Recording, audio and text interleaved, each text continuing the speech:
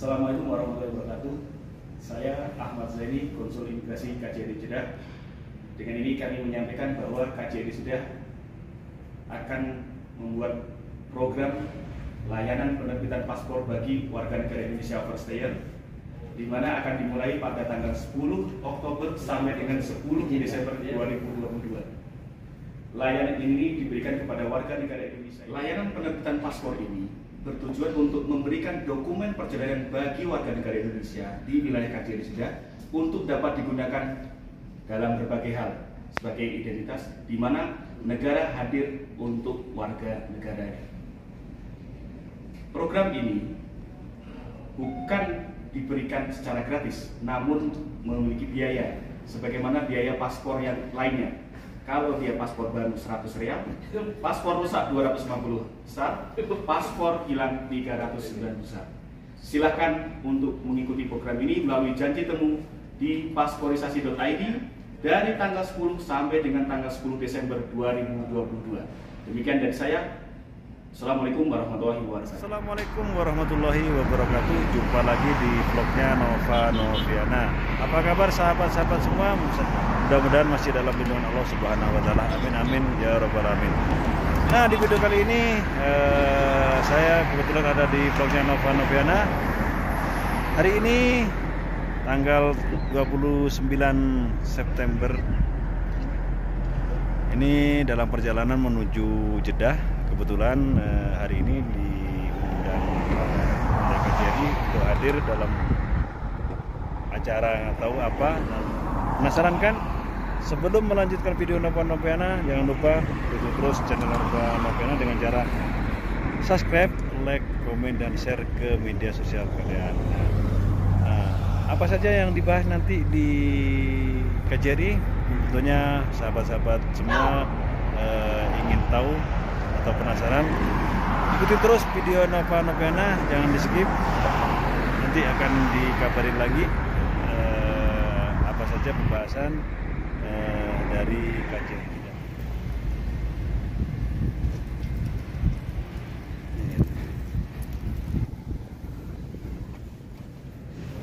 Assalamualaikum warahmatullahi wabarakatuh. Saya Ahmad Zaini, Konsul Imigrasi KJRI Jeddah. Dengan ini kami menyampaikan bahwa KJRI Jeddah akan membuat program layanan penerbitan paspor bagi warga negara Indonesia overstayer, di mana akan dimulai pada tanggal 10 Oktober sampai dengan 10 Desember 2022. Layanan penerbitan paspor ini bertujuan untuk memberikan dokumen perjalanan bagi warga negara Indonesia di wilayah KJRI Jeddah untuk dapat digunakan dalam berbagai hal sebagai identitas, di mana negara hadir untuk warga negaranya. Program ini bukan diberikan secara gratis, namun memiliki biaya sebagaimana biaya paspor yang lainnya. Kalau dia paspor baru 100 rial, paspor rusak 250 besar, paspor hilang 309 besar. Silakan untuk mengikuti program ini melalui janji temu di pasporisasi.id dari tanggal 10 sampai dengan tanggal 10 Desember 2020. Ibu-ibu sekalian, sebelum yang lain tentunya saya mengucapkan terima kasih atas kehadiran Bapak dan Ibu sekalian. Menurut saya satu apresiasi yang bukan basa-basi, tapi benar-benar dari lubuk hati yang dalam dari kami, karena kami paham sebenarnya ini bukan hari libur, ya kan, hari kerja. Jadi di sela kesibukan ibu-ibu sekalian masih juga menyempatkan diri untuk hadir. Apalagi saya dengar dari Madinah ada juga ya. Siapa? Kecuali Kang Asep ya. Siapa lagi? Hah? Oh itu. Jadi dari teman-teman dari luar kota yang jauh pun berkenan untuk hadir. Saya memang menganggap penting pertemuan ini karena ini satu, kalau boleh dikatakan satu langkah yang sangat strategis, bukan hanya dari kami, bukan hanya bagi kami dari pihak pemerintah, tapi juga saya yakin bagi warga kita. Kenapa strategis? Karena ini berkaitan dengan identitas diri kita sebagai WNI di luar negeri, yaitu pemberian paspor. kita yang ada di luar negeri, salah satu dokumen utama kita ya paspor. Kalau di dalam negeri kan kita punya KTP. Bayangkan kalau kita misalnya di dalam negeri tanpa KTP, apa yang bisa kita lakukan? Mau ngurus apa-apa juga susah.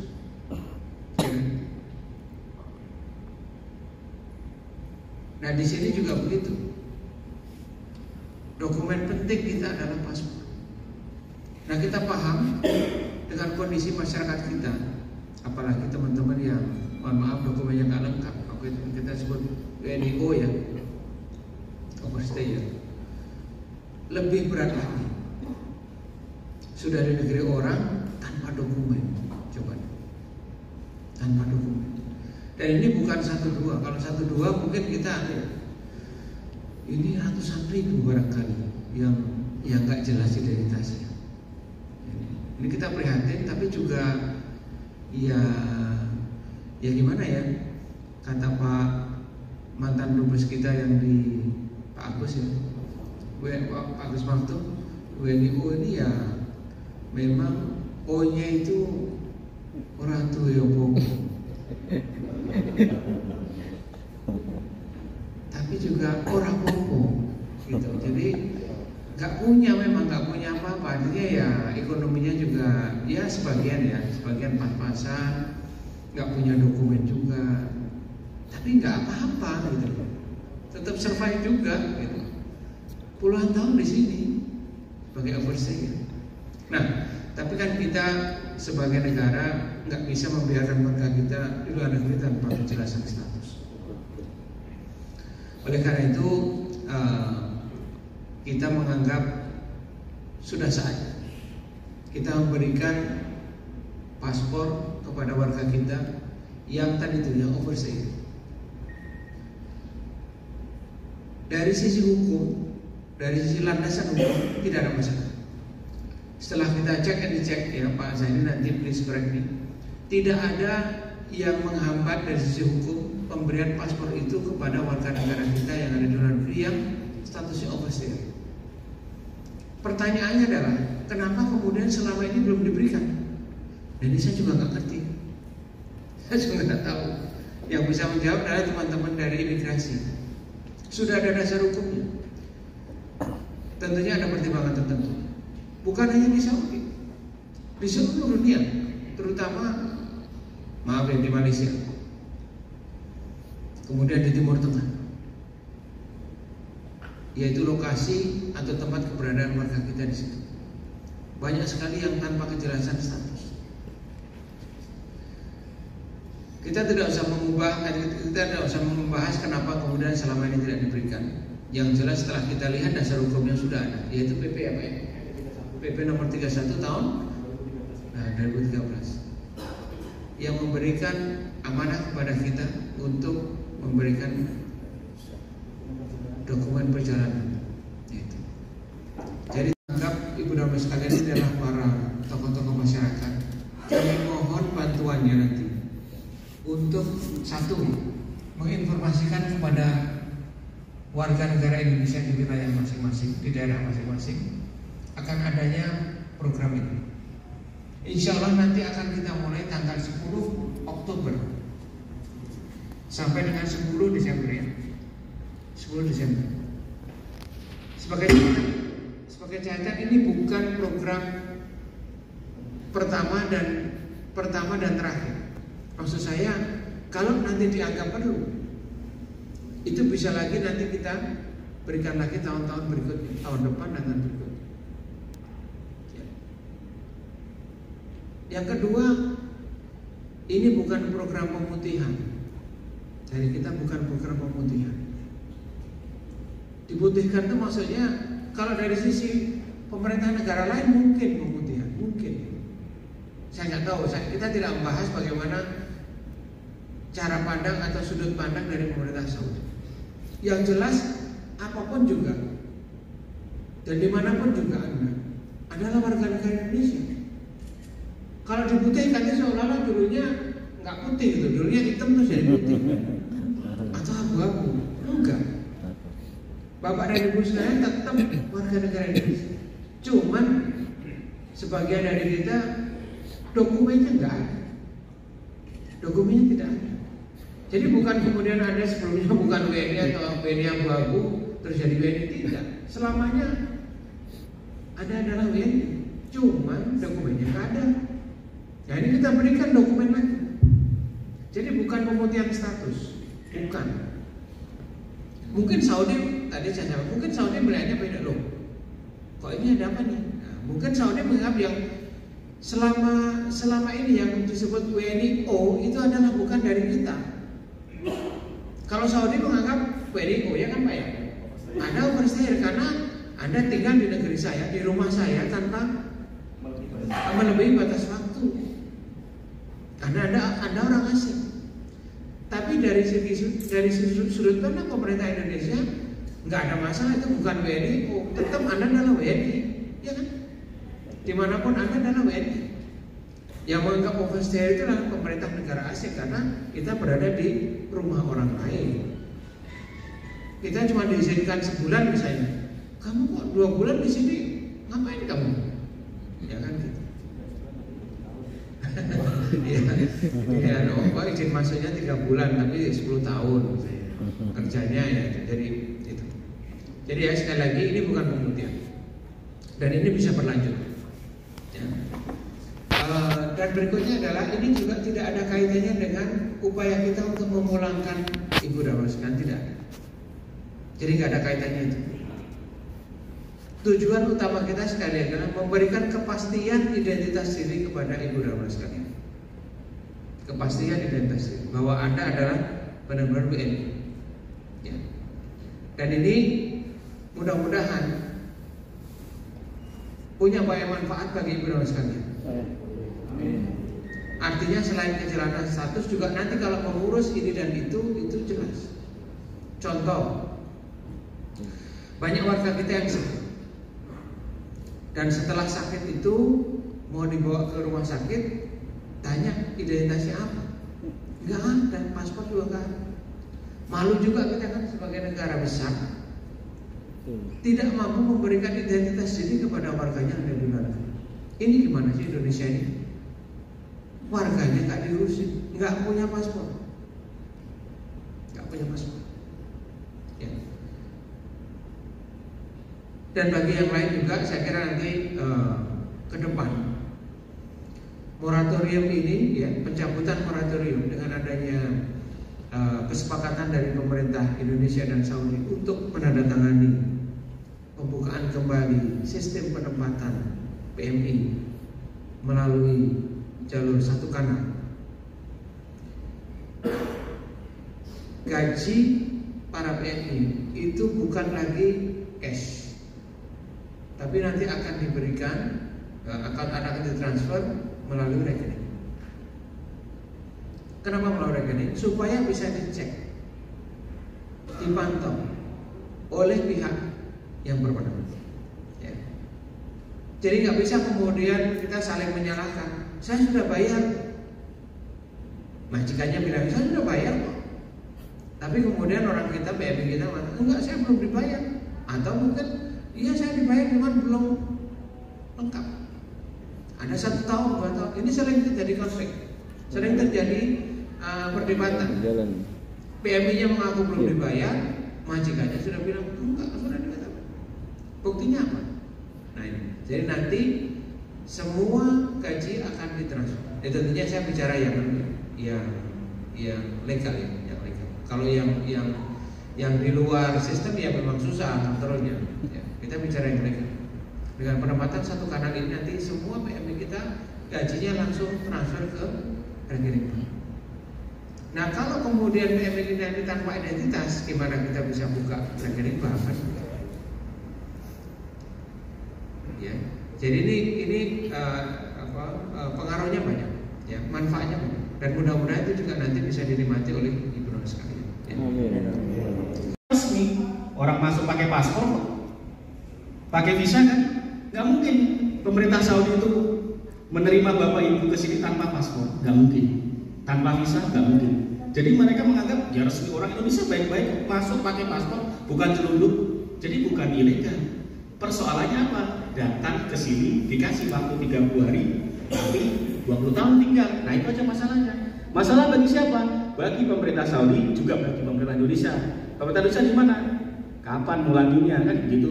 Nah ini bukan untuk memulangkan lagi, bukan. Ini adalah bentuk dari kehadiran negara untuk memberikan identitas dan juga pendataan, utamanya di sini. Kemudian apa sih Pak yang ditanyakan? Ini pertanyaan yang masuk di TikTok saya, masuk di FB saya adalah persyaratan dan biaya. Nah, sebelum kita bicara masalah biaya, bicara masalah, saya akan menyampaikan terkait dengan persyaratan. Persyaratan utama adalah punya dokumen paspor dulu. Yang kedua punya domisili tinggal di Saudi. Dua itu utama. Nah, kita jabarkan menjadi apa? Kalau punya paspor, bisa Pak, bisa. Kopinya bisa, SPLP bisa. Kopi igomah, walaupun igomahnya nggak ada, boleh. Yang ditawakalnya itu kan, fotoin aja print, boleh. Kok mudah sekali Pak? Ya memang itu persyaratannya, di peraturannya begitu. Nah ini jangan disamakan, oh ini kok mempersulit, tidak ada mempersulit, tidak ada, oh ini melekat, tidak ada, bukan seperti itu. Kembali lagi, negara itu ada proses untuk perlindungan. Nah, kalau yang mesti bagaimana? Kita memastikan hak-haknya. Nah, sekarang ini kan orang sudah tidak punya dokumen, mau harus ada kakaknya datang segala macam. Bubar nanti kalau seperti itu. Supaya apa? Kita memberikan dulu. Nanti jangan tanya ayam sama telur duluan mana? Ayam Pak. Telur sama ayam duluan mana? Telur. Nah itu kita menghilangkan seperti itu. Jadi ini berikan dokumen dulu. Setelah itu bagaimana? Jangan pulang menuntut Pak, kami sudah punya paspor, resmikan kami dong Pak. Ya pulang dulu, ikutin SPSK, udah kan? Nah seperti itu. Terus bagaimana? Ya kalau dicekal, ya itu resiko. Nah kalau di sini bisa untuk apa? Ya tanggung jawab majikan, tanggung jawab pemberi kerja untuk meresmikan. Harus konsepnya di situ. Tanggung jawab negara apa? Berikan dokumen. Nah ini buktinya seperti ini. Kita harus paham ini dulu. Konsep dasarnya itu perlindungan negara di situ.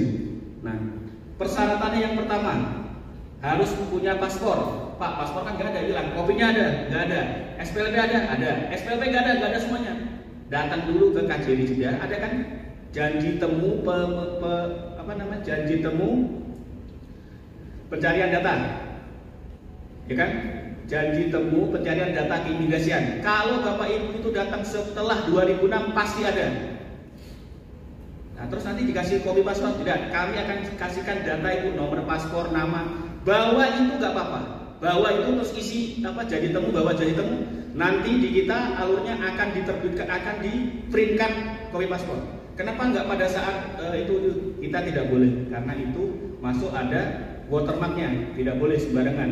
Ya kalau proses, kalau nggak proses, takut disalahgunakan. Bahwa itu kan data, walaupun data pribadi, tetap kami berikan. Bahasa kasarnya print out-nya keimigrasiannya Indonesia lah, gitu. Bukan print out Saudi ya, jangan dimintakan wah harus ada print out dari Jawa Zat. Gak usah, kita sudah punya. Gratis kok, kemarin tinggal isi jadi temu gratis nanti. Jadi usahakan Bapak Ibu, kalau tidak punya data kan sudah saya sudah punya data 5.000 yang sudah meminta, 5.000 orang, 5.900 tepatnya. WNI kita yang WNI kita yang meminta daftar permintaan data keimigrasian kita sudah 5.900. Ya saya berharap itu digunakan untuk paspor. Nah, kita kasih permudah. Jadi nanti harus ada di situ dulu. Punya data, kalau sudah punya tawakalna segala macam itu kan sudah ada. Nomor paspor lamanya pasti ada. Nomor igomanya dengan Pak saya juga punya data tapi punya kopi igomanya. Bawa itu nggak apa-apa, nanti kita cetakkan itunya, datanya pasti ada. Nah itu yang pertama sudah ada. Itu yang harus diisi. Yang pertama tetap janji temu ada. Yang kedua syaratnya bawa paspor lama ini. Terus kalau tidak ada semuanya, nah ini yang kalau tidak ada dua dokumen bukti keluarga negara Indonesia. Ini bukan KRP ya, KTP ya. KTP lama boleh. Kalau EKTP satu cukup, sudah ada NIK. Nah, yang kedua adalah surat bukti lapor. Nah, ini nanti dari janji temu Bapak Ibu semuanya itu akan muncul surat pernyataan tanggung jawab mutlak dan juga pernyataan dari Bapak Ibu untuk saya ada di Saudi, saya memberikan dokumen yang sebenar-benarnya, terus saya hanya memiliki warga negara Indonesia. Itu ada pernyataan yang harus ditandatangani Bapak Ibu pada saat nanti isi janji temu. Di mana itu Bu? Pada saat sampai di sini. Jadi tidak perlu ngeprint banyak-banyak. Sementara yang janji temu yang ini kita masih 2.0, yang di sana nanti sudah 4.0. Seperti kita janji temu untuk tawakalna. Cukup bisa disimpan, di-download, bisa juga langsung dikirim ke WA. Seperti itu. Yang poin 2 ini harus hati-hati. Kalau nggak punya sama sekali, sudah dicek sidik jari di imigrasi nggak ada. Ya mau gimana, kebanyakan datangnya sebelum 2006 ya tidak ada. Tetapi kan dia masih punya keluarga di Indonesia. Seperti itu. Ya punya, Pak saya punya buku nikah yang lama yang kuning, bawa kopinya. Punya akte lahir yang lama banget, bawa. Punya ijazah SD, bawa, sudah. Tapi jangan dipalsuin ya, saya nggak mau. Ketahuan palsuin saya tarik paspornya, nggak boleh. Kita jujur-jujur aja, udah. Nggak ada negara itu ini nyusahin, nggak ada. Dan ini semua sesuai dengan prosedur, sesuai dengan peraturan. Tidak ada yang melanggar. Terus ketiga, bagi anak-anak gimana Pak? Surat nikahnya nggak ada. Kan anak-anak kan pembuatan SKL dulu kan. Nah sekarang kalau pembuatan SKL bagaimana kan? Izin Bu, harus ada dokumen kedua orang tua Bu ya. Jadi orang tuanya bikin paspor dulu. Terus saya cuma mau pulang aja. Kalau pulang aja bikin SPLP, jangan bikin paspor. Jadi kita bukan wah kalau mau pulang mau bikin paspor, ya semoga saja. Tapi kalau mau pulang ya SPLP 30 real. Kalau paspor ini kan mahal, 390. Seperti itu. Jadi nanti masalah biaya saya jelaskan. Ini persyaratannya dulu. Harus paham dulu persyaratannya dulu. Satu, yang utama persyaratan punya paspor boleh. Kopinya saja boleh. SPLP boleh, kopinya SPLP boleh, IGAMA kopinya saja boleh, atau kartunya saja boleh di kopi, tapi isi janji temu dulu. Nah nanti tata cara isi janji temunya saya kasih videonya, saya kasihkan. Nah ini belum. Nah sekarang alurnya, ini harus dipahami alurnya. Semua diperiksa janji temunya. Janji temu ada QR code namanya nanti. Nah nanti QR code-nya ada. Di-scan sama petugas security. Setelah di-scan, kalau dimuncul Anda terdaftar, baru masuk. Kalau Anda tidak terdaftar, nah jangan coba-coba QR code-nya nanti dicoba dipalsuin ya, tidak ada. Sudah kita buat mudah, masih aja kayak begitu. Dari mohon nih, jangan ada seperti itu lagi. Janji temunya tidak bisa dimanipulasi. Seperti itu. Kemudian dari security kemudian ke praloket seperti biasa. Dicek paspormu mana, kopinya mana, semuanya, janji temu mana. Janji temunya kan sudah ada, namanya pasti ada, pasti hanya ditanyakan persyaratan. Setelah persyaratan akan diverifikasi pakai SIM dulu. Cek, jangan sampai bawa kopi paspornya, kopi paspor orang lain. Bawa nomor paspornya yang print out jawazan, yang print outnya imigrasi kita di KJRI, nomornya orang lain. Nah, jangan coba tipu-tipu pokoknya. Pokoknya ada fotonya. Di SIM kita sudah ada fotonya Bapak Ibu semuanya. Setelah itu baru diverifikasi oleh konsuler langsung ke pelaksanaan imigrasi. Nah, bagi yang tidak punya apapun dicek di imigrasi, nanti baru diwawancara di konsuler. Izin Bu, seperti itu kalau yang nggak punya data Bu ya. Paspor nggak ada, dicek SIM nggak ada, nanti ada tim tersendiri. Verifikasi. Terus kemudian pengambilan biometrik sama, diambil foto, sidik jari, isi data langsung keluar tanda terima, bayar PNBP. Bukan ke kami yang bayarnya, bayar ke negara ini. Setelah itu semuanya dikirim, tidak pakai tidak diambil di KJRI, menghindari penumpukan, semua dikirim. Seperti itu. Ini alurnya sama, perbedaannya cuma yang sering ditanyakan ini ya.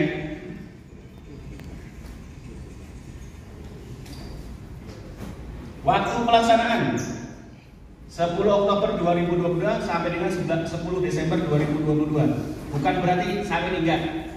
Tergantung nanti dari data di layanan janji temu kita. Kalau memang dalam 1 bulan habis, ya kita sampaikan ke pusat lagi, Pak, habis. Kita harus ada lagi program. Jadi teman-teman semuanya menyampaikan tidak perlu berduyun-duyun ke sini. Apalagi wah yuk datang semuanya itu. Jangan sampai seperti itu. Ya nanti takutnya ya kalau datang semuanya ya nggak tahu. Bukannya bikin paspor malah dimasukin ke tabung. Lo disiapin mobil kan, mobil Polbim sama mobil polisi.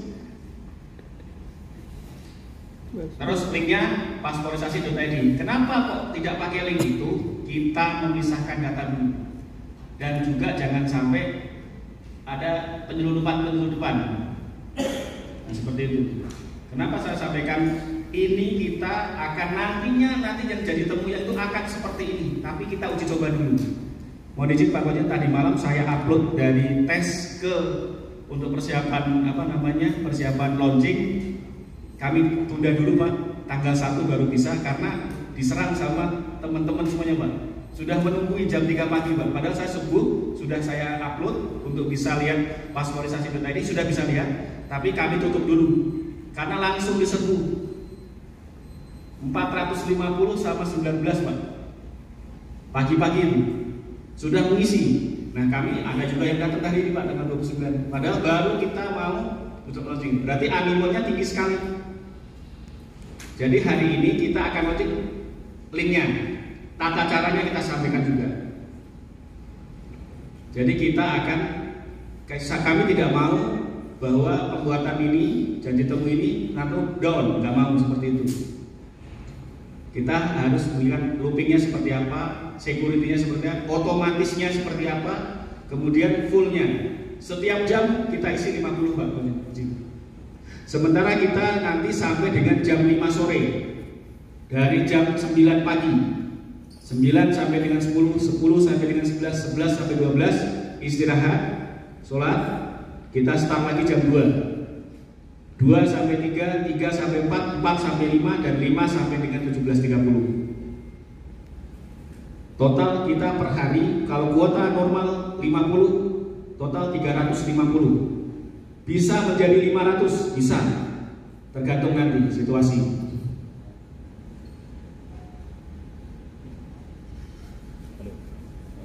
Ini sebelum saya tutup, mohon izin kami akan sampaikan tutorialnya. Silakan videonya. Tutorial untuk pengisian janji temu.